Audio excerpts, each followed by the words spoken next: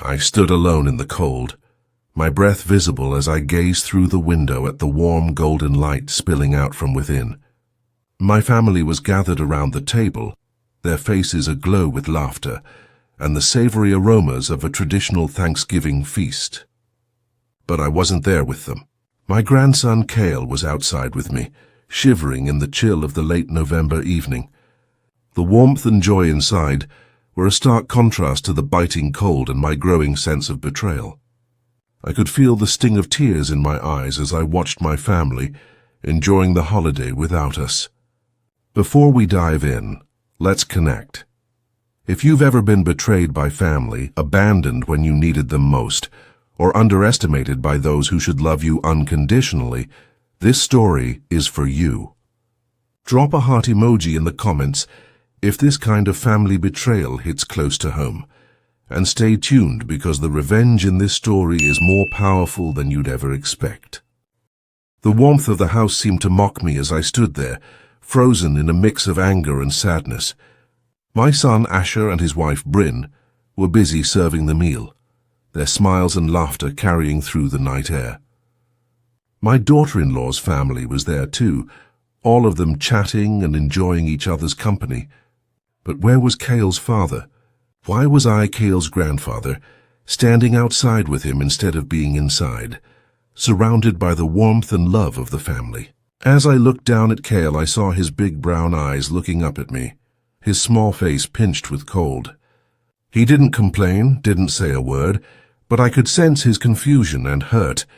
I knelt down beside him, wrapping my coat around him tighter. "It's okay, buddy, we'll get through this," I whispered, trying to reassure him. But the truth was, I was struggling to get through it myself. The pain of being excluded, of being treated like an outcast in my own family, was a heavy burden to bear. The sound of laughter and clinking dishes from inside grew louder, a harsh contrast to our quiet, cold misery outside. I felt a surge of anger towards Asher and Bryn. How could they be so heartless? Didn't they know how much this hurt me and Cale? The more I thought about it, the more my anger turned to a deep sadness. I had always been there for my family, and this was how they repaid me.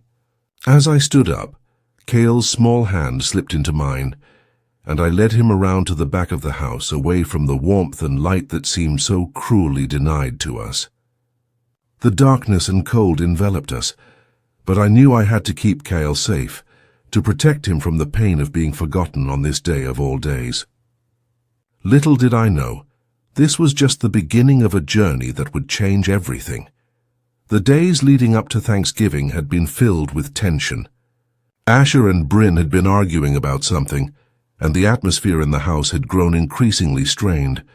I had tried to stay out of it, focusing on my own preparations for the holiday, but it was hard to ignore the undercurrents of resentment and frustration that seemed to simmer just below the surface. As the holiday approached, I began to sense that something was amiss, that there was more to the story than I was being told. As we walked away from the house, Kyle looked up at me with a curious expression. "Grandpa, why didn't they want us to come in?" he asked, his voice barely above a whisper. I hesitated, unsure of how to explain the complex web of emotions and motivations that had led to this moment. I didn't want to burden Cale with the truth, not yet, but I knew I had to give him some kind of answer. Sometimes grown-ups make mistakes, Kyle, but that doesn't mean we aren't loved or important. Kyle nodded, seeming to accept this explanation, but I knew it was only a temporary salve. The truth was I was still trying to understand it myself. Asher and Bryn had always been a bit distant, but this felt different. This felt like a deliberate exclusion, a rejection. I thought back to the events of the past few months, trying to pinpoint when things had started to go wrong. Had it been when Asher had lost his job, or when Bryn's family had come to visit and taken over the house? As we stood there in the darkness, I realized that I had been so caught up in my own feelings of hurt and betrayal that I hadn't stopped to consider Kyle's perspective. What was he thinking? How was he feeling? I looked down at him, and he smiled up at me, his eyes shining with trust. In that moment, I knew I had to be strong for him, to protect him from the pain of being forgotten. The cold was starting to seep into my bones, and I knew we couldn't stay out here forever. I led Kyle back to my truck, parked a little way down the street, and started the engine, letting it warm up before we got in. As we drove away from the house, I couldn't help but wonder what the future held for us. Would we be able to find a way back to the warmth and love of the family, or would we be forever on the outside looking in? As we drove through the quiet streets, Kyle fell asleep, exhausted from the emotional strain of the evening. I drove to a nearby diner, a place that was open late and served a mean cup of coffee. I parked, leaving the engine running to keep the heat on, and sat back, lost in thought. The events of the evening swirled in my mind, but I knew I had to look deeper, to understand the root causes of this betrayal. I thought back to the day Asher had brought Bryn home to meet the family. She had seemed nice enough, a bit reserved but friendly. But as time went on, I began to notice that she was changing Asher, subtly shifting his priorities and values. She came from a wealthy family, and I suspected that she had brought a certain entitlement into our family. I remembered the way she would talk about her family's traditions and expectations, the way she would look at us with a mixture of curiosity and disdain. As I sat there, the diner's neon lights casting a gaudy glow over the parking lot, I realized that this wasn't just about me or Cale. This was about Asher and Bryn's own issues, their own fears and insecurities. They were using us, using our exclusion as a way to avoid dealing with their own problems. I felt a pang of sadness, knowing that my son was caught up in this toxic dynamic, and that he was willing to hurt his own father and son in the process. The more I thought about it, the more I realized that this wasn't just a simple case of family politics. There were deeper issues at play, issues that went to the heart of our family's dynamics. I thought about my own relationship with Asher, about the way I had always tried to be there for him, to support him and guide him. Had I failed him in some way? Had I not been the father he needed? As the coffee shop's lights began to flicker on, I gently woke Cale and we went inside, seeking warmth and comfort in the quiet, anonymous atmosphere of the diner. Over hot chocolate and pancakes, Kyle began to open up, telling me about his day, about the things that had been on his mind. I listened, holding his hand, and for a moment, the pain of the evening receded, replaced by the simple joy of being with my grandson. The diner was a haven, a place where we could escape the tension and pain of the evening. As we ate, I watched Cale's face light up with a smile, and my heart swelled with love and determination. I knew that I had to be there for him, to protect him and guide him through the difficult times ahead. I also knew that I couldn't do it alone. I needed to reach out to others, to seek help and support. As we finished our meal, I spotted a familiar face across the diner, my old friend, Gideon. We had been friends since high school, and he was one of the few people who knew me well enough to understand what I was going through. I caught his eye and he nodded, making his way over to our table.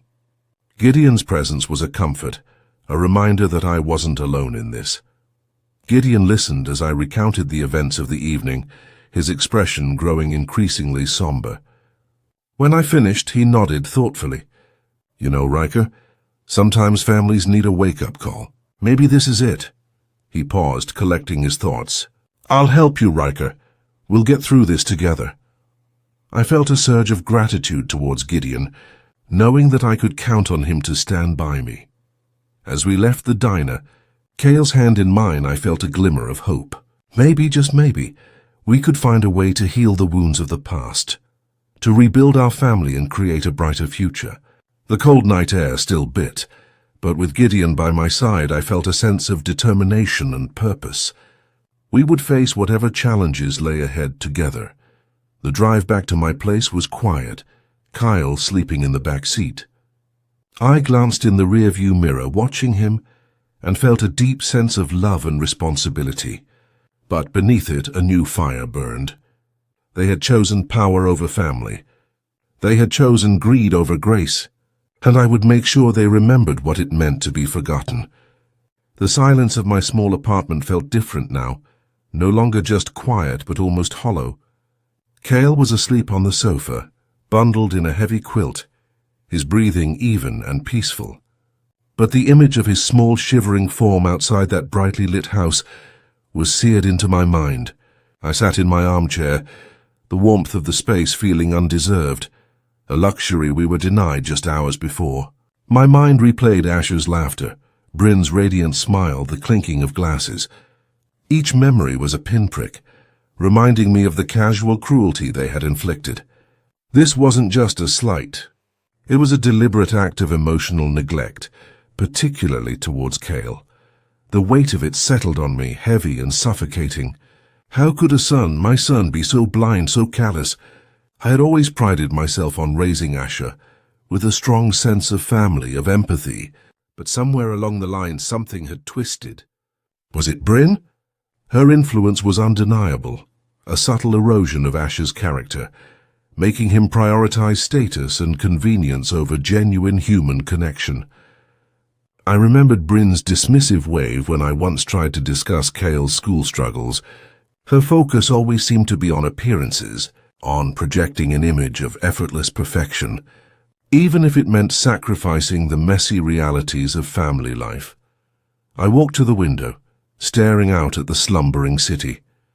It was one thing to be hurt, to feel betrayed, but Cale was a child. He felt things deeply, perhaps even more so because his mother wasn't in the picture. His father was his world, and for that world to turn its back on him so abruptly, so cruelly, was something I couldn't forgive. I thought of Cale's innocent question, "Grandpa, why didn't they want us to come in?" and the helplessness I felt in answering it truthfully without crushing his young spirit. This wasn't just about my dignity, it was about Cale's entire sense of belonging and worth. Gideon's words echoed in my head, "Sometimes families need a wake-up call." He was right. This situation demanded more than quiet suffering. It demanded action, a confrontation not born of anger but of a fierce, protective love. I knew Asher, or at least I thought I did. He wasn't inherently cruel, but he was weak, easily swayed by Bryn's polished persuasions. She had a way of making him believe her choices were his own, of twisting logic until it suited her narrative. This wasn't just about punishing them. It was about showing Asher the depth of his error, and ensuring Cale never felt this kind of abandonment again. A resolve, cold and sharp as the Thanksgiving night air, began to solidify within me. I wouldn't stand by while my grandson was relegated to the freezing outdoors, an afterthought in his own family. No, this wasn't just a personal slight. It was an insult to the very idea of family, of love, of decency. I would fight for Cale, and in doing so I would fight for the values I believed in, the ones Asher seemed to have forgotten. The quiet of the apartment now felt like a prelude, a gathering of strength before the storm. Tomorrow things would begin to change. The next morning Cale woke up feeling much better, his innocent resilience a stark contrast to my own simmering anger. We made a hearty breakfast together, the smell of sizzling bacon and pancakes filling my small kitchen, a comfort I hadn't felt in days. But even as we laughed over a silly cartoon, my mind was busy, churning through the possibilities. Gideon called, his voice firm and reassuring. "Riker, I've been doing some digging. Remember Asher losing his job? It's not as straightforward as he made it sound. There are rumors of some improprieties." My blood ran cold. Improprieties? Asher had told me it was a company downsizing, a clean cut. But the way he diverted his eyes, the hurried explanation, it all suddenly clicked into place. Bryn's extravagant spending hadn't stopped, even after Asher's supposed job loss. In fact, if anything, her designer bags and lavish dinners with her family had only increased. I'd seen the tension in Asher's face, the tight line of his jaw, but I'd attributed it to the stress of unemployment. Now a more sinister possibility began to emerge, connecting to their desperate need to maintain appearances, even at others' expense. Gideon explained that his contacts had heard whispers of a mismanaged fund, an internal investigation that had concluded with Asher's quiet dismissal rather than a public scandal, thanks to the influence of Bryn's powerful, if shady, family connections. The pieces were starting to fit: the lavish spending, the sudden coldness, the need to keep up appearances at any cost. This wasn't just about a Thanksgiving dinner. It was about a family trying to cover up something much darker, and Cale and I were simply inconvenient loose ends, potentially complicating their carefully constructed facade. Later that day, as Cale played quietly with his building blocks, I found myself watching him, my heart aching with a fresh wave of protective fury. He deserved so much more than this convoluted mess. He deserved a father who was honest, a family that cherished him. The thought that Asher's alleged wrongdoing might eventually impact Cale's future, his reputation, his sense of security, fueled my resolve. This wasn't just about their betrayal of me. It was about their potential betrayal of Cale's entire future, using him as a pawn in their elaborate game of maintaining appearances. I realized then that my mission had shifted. It wasn't just about a wake-up call anymore. It was about uncovering the truth, exposing their deception, and ensuring that Cale was protected from the fallout. The anger still simmered, but it was now tempered with a clear, focused purpose. I would not let them sweep this under the rug. I would not let Cale be collateral damage. The game had changed, and I was ready to play. Armed with Gideon's unsettling information, I knew I couldn't just stew in my anger. I had to confront Asher, at least try to understand how he could have fallen so far.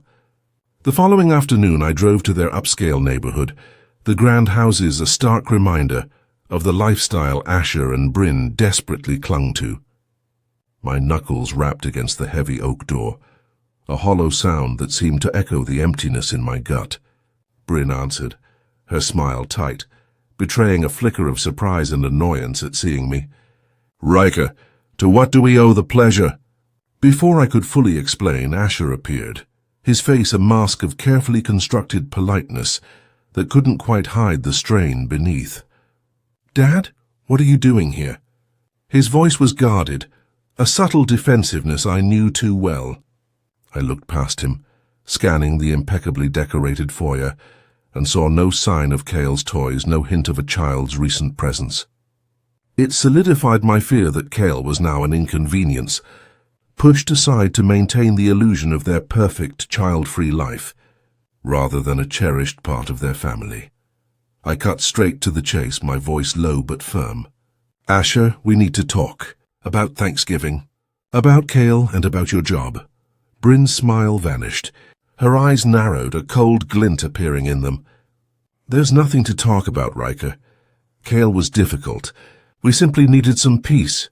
Asher shifted uncomfortably, avoiding my gaze.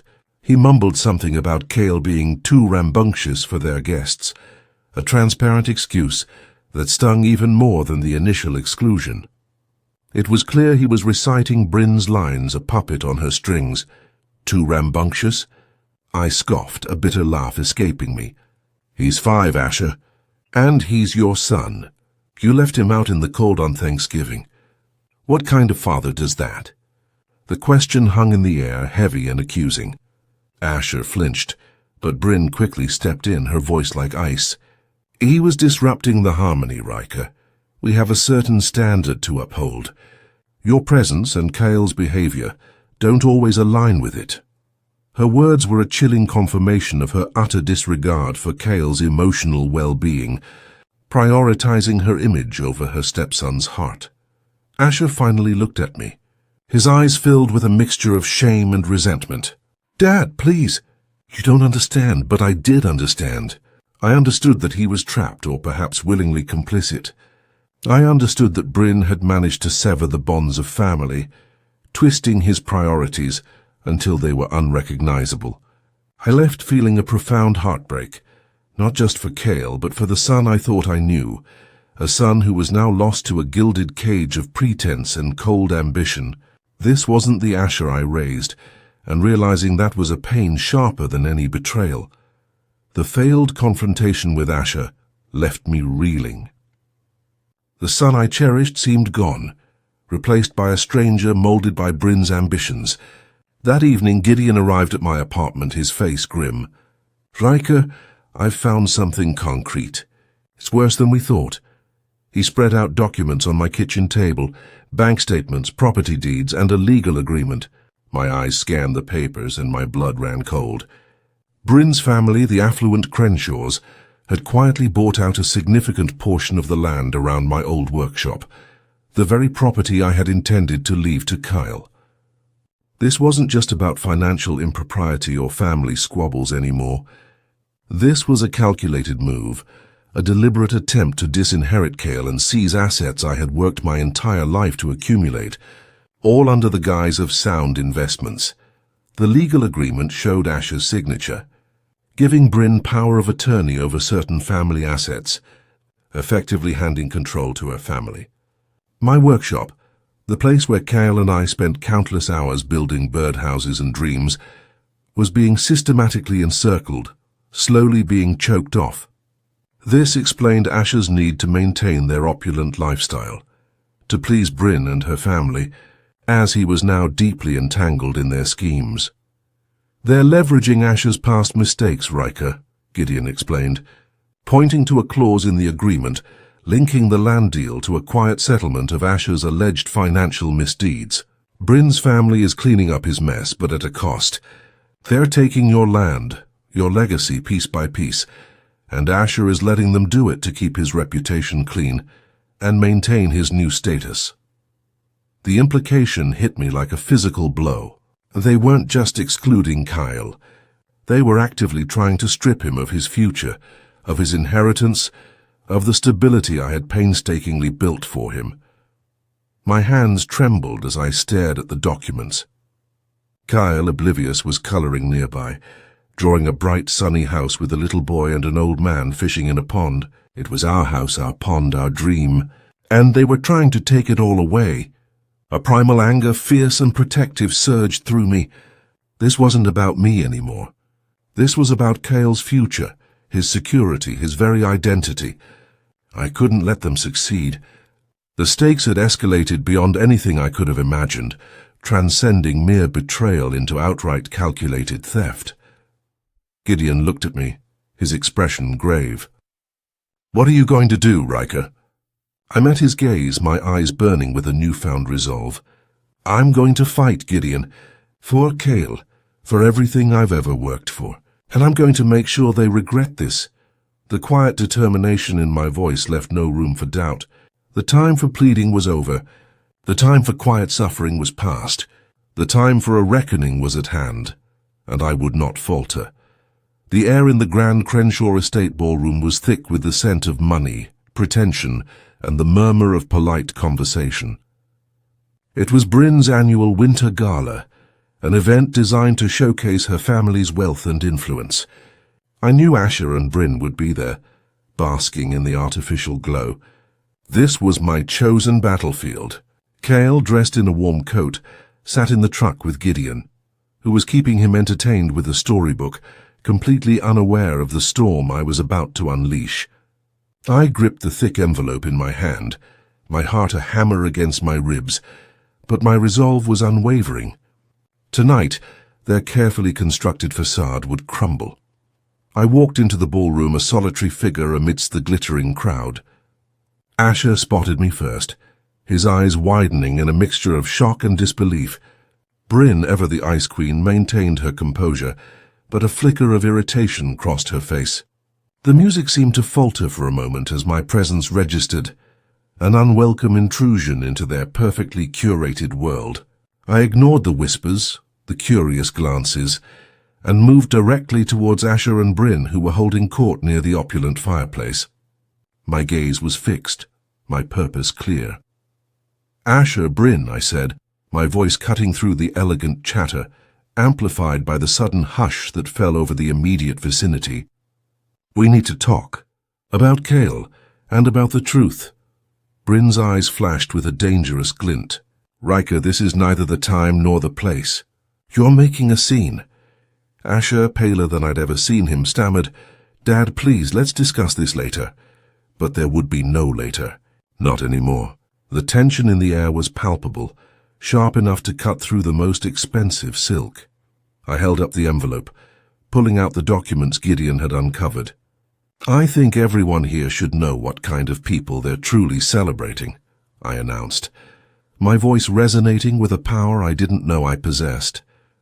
"These documents prove that Asher, under Bryn's influence, has been systematically disinheriting his own son Kyle and attempting to seize my property, Kale's future inheritance, to cover up Asher's own financial misdeeds facilitated by the Crenshaw family." A collective gasp rippled through the room. The elegant facade began to crack, the polite smiles turning to horrified gasps.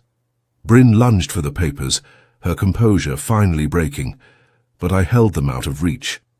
"These show Asher signed away Kale's future, traded his son's legacy for his wife's family's protection. While my grandson was outside freezing on Thanksgiving Day, they were inside enjoying at the table, planning to steal his future." The words hung in the air, a devastating accusation that exposed the true depth of their betrayal. The ballroom erupted into chaos, whispers turning into shocked exclamations, and the perfect party dissolved into a storm of scandal and accusation, leaving Asher and Bryn exposed and reeling in the harsh light of their deception. The chaos that followed my revelation was exactly what I had intended, a public unmasking that stripped away their carefully constructed lies. Guests scattered, some whispering in outrage, others hurrying away to avoid the unfolding scandal. Bryn, her face contorted in a mask of fury and humiliation, shrieked at me, accusing me of slander and attempting to ruin her family. Asher stood frozen, a deer in headlights, his face a ghastly shade of white as the reality of his choices crashed down on him. The sheer weight of his betrayal, now laid bare, seemed to crush him. A large, imposing man, Bryn's father, the patriarch of the Crenshaw family, stormed towards me, his face a thundercloud. "You will regret this, Riker. You have no idea who you're dealing with," he snarled, his voice a low, menacing growl. But I stood my ground, my gaze unwavering. "And you, sir," I retorted, "have no idea what a grandfather will do to protect his grandson. Your schemes end tonight." The defiant words were met with a stunned silence from the few remaining onlookers, who watched the drama unfold with wide, horrified eyes. As Asher finally unfroze, he stumbled forward, a look of profound regret finally breaking through his shock. "Dad, I didn't mean for this," he stammered, reaching out a hand, but I pulled back. The time for apologies was long past. The pain in his eyes was real, but it was too late for simple words. His actions had spoken louder than any apology could. Bryn grabbed Asher's arm, her grip like a vice. "Don't you dare weaken Asher. This is his pathetic attempt to destroy us." Her words, however, lacked their usual conviction, overshadowed by the very public ruin of her pristine image. I turned and walked away, leaving them standing amidst the wreckage of their gala, the shattered illusion of their perfect lives. The cool night air outside felt like a balm after the suffocating tension inside. Gideon was waiting for me, Kyle asleep in the back seat. He gave me a knowing nod, a silent acknowledgement of the battle I had just fought and won. But the victory felt bittersweet.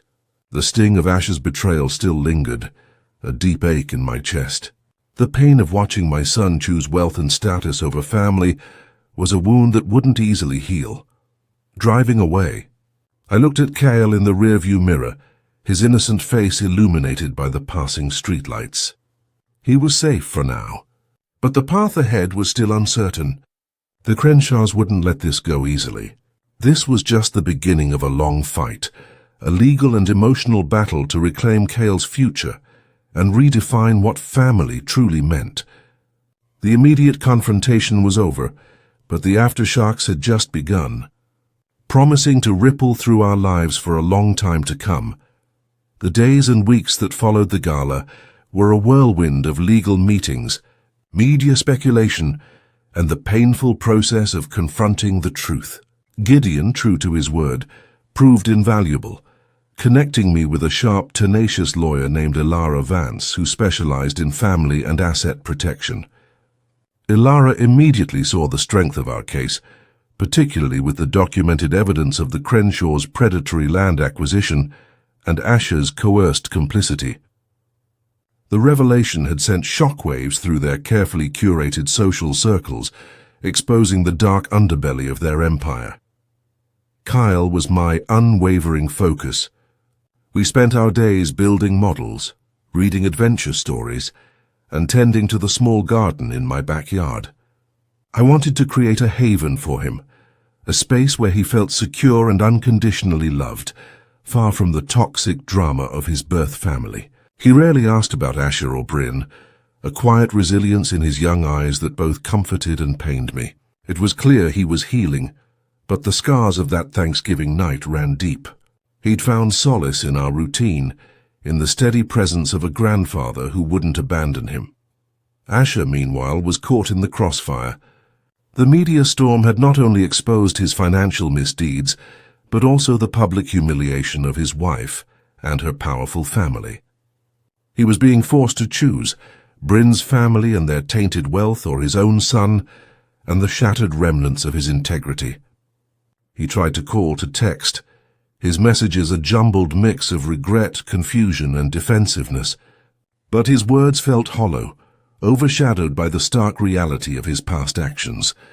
Ilara advised me to keep a distance, to let the legal process unfold, and to protect Kyle from further emotional manipulation. The Crenshaws launched a counter-offensive, attempting to discredit me and paint me as a bitter, vengeful old man.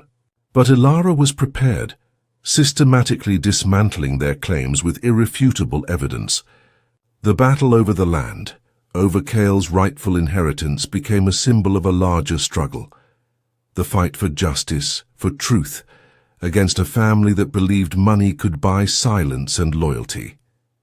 It was exhausting, emotionally draining, but every time I looked at Kyle, I found renewed strength.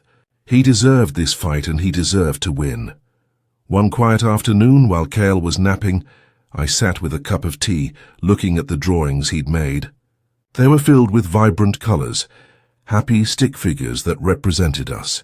The painful images of Thanksgiving night still lingered, but they no longer defined us. We were rebuilding slowly but surely, laying new foundations for a future built on genuine love and trust, not on superficial appearances.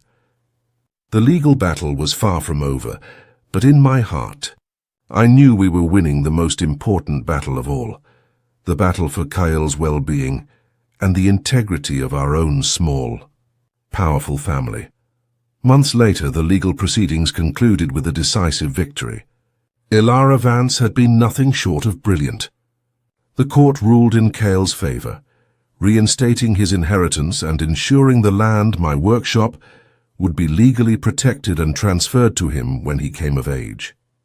Asher was stripped of his power of attorney, and the Crenshaws faced significant financial penalties for their predatory practices, their reputation now irrevocably tarnished. Justice had been served cold and clear, a stark contrast to the frozen Thanksgiving evening that had ignited this firestorm. As for Asher and Bryn, the outcome was devastating. The Crenshaws, furious at the public humiliation and financial losses, largely disowned Bryn, and the cracks in her marriage to Asher became chasms. Asher, facing his past misdeeds and the loss of his son's trust, found himself isolated and stripped of the very things he had prioritized. He eventually sought help, beginning a long, difficult journey towards redemption. He visited Kyle occasionally under strict supervision, and though the interactions were tentative, I saw a genuine remorse in his eyes, a flicker of the son I once knew, finally beginning to understand the true cost of his choices. Kyle, now 6, was thriving. He understood more than I gave him credit for, not the legal jargon, but the sense of security, of being protected and cherished. We celebrated a different kind of Thanksgiving that year, a quiet gathering at my apartment with Gideon and Ilara. The table was laden with food, but more importantly, It was filled with genuine warmth, laughter, and an unspoken gratitude for our chosen family. Kyle, sitting proudly at the head of the table, helped me carve the turkey, his small hand guided by mine, a symbol of the future we were building together. The emotional closure I craved arrived not in a grand gesture of revenge, but in the quiet moments of everyday life. It was in Kyle's joyous laughter as he ran through the field surrounding our workshop, his future secured. It was in the newfound peace I felt, knowing I had fought for what was right, not just for myself, but for the innocent boy who deserved so much more. The betrayal had wounded me deeply, but it had also forged an unbreakable bond with my grandson, a love that transcended any past pain. As the sun set on our new Thanksgiving, casting long golden shadows across my small apartment, I watched Kyle drift off to sleep. His future was bright, free from the shadows of greed and neglect. And as for me, I finally felt at peace. I had sought justice, found healing, and most importantly, I had protected my grandson. The bitter taste of betrayal had been replaced by the sweet, satisfying flavor of a new harvest, a harvest of love, integrity, and a future where Kyle would never again be left out in the cold. Thank you for listening to my story. If this story moved you, please give it a thumbs up and subscribe for more tales of family betrayal.